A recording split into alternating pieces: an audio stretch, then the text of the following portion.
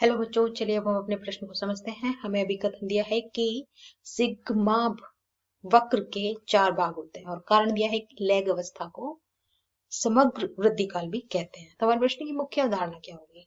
मुख्य अवधारणा वृद्धि वक्र।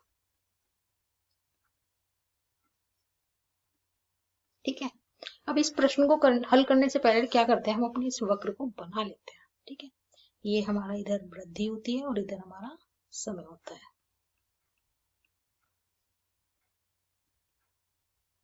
चलिए, जो हमारा यहाँ पे वक्र आता है वो कुछ इस तरह आता है, एस से।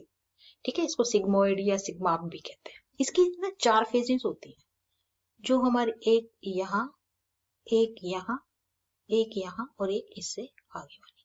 ठीक है, जो हमारी ये सबसे नीचे वाली फेज होती है इसको हम बोलते हैं लैग फेज। लैग फेज या फिर कम वृद्धि। ये जो हमारी दूसरी होती है इसको हम बोलते हैं लोग फेज। इसमें सबसे ज्यादा वृद्धि होती है।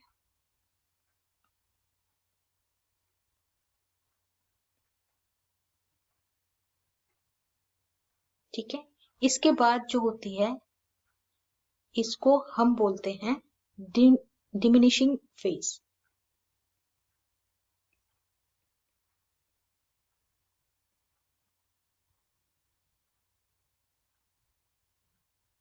डिमिनिशिंग फेज को हिंदी में कहते हैं मंद वृद्धि काल।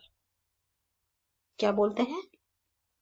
मंद वृद्धि काल। ठीक है, अब ये जो हमारी यहां से यहां तक है इसको हम बोलते हैं स्टेशनरी फेज या फिर मृत प्रवस्था।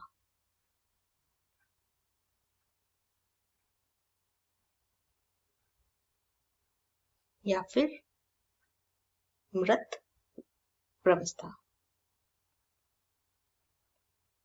ठीक है, तो हमारे पास 4 फेजेस होती हैं, लोग phase, lag phase, diminishing phase और स्टेशनरी फेज।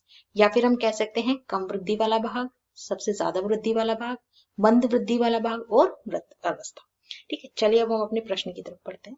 तो हमारा विकथन कह रहा है कि सिग्मा वृद्धि वक्र के 4 भाग होते हैं। हाँ, बिल्कुल सही। अभी हमने पढ़ा कि इसके 4 भाग हैं, पहला, दूसरा, तीसरा और ये चौथा। तो हमारा विकथन तो सही हो गया। कारण कहता है कि लैग अवस्था को समग्र वृद्धि काल भी कहते हैं। देखिए, लैग अवस्था को कम वृद्धि भाग कहते हैं। समग्र वृद्धि भाग कौन सा है? लोग फेज। यानी कि हमारे यहाँ पे कारण क्या हो गया? गलत हो गया। चलिए अब हम अपने विकल्प की तरफ चलते हैं। हमारा विकल्प है ए और आर दोनों सत्य हैं और आर ए की सही व्याख्या है। गलत।